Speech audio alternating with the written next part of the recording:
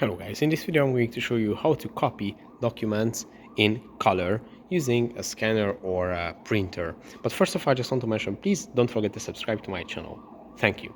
So let's jump into it. First, go to the copy menu by tapping on the copy button here. And here at the copy section, you can change from black and white to full color. And when you do this, your copied documents are going to be in color.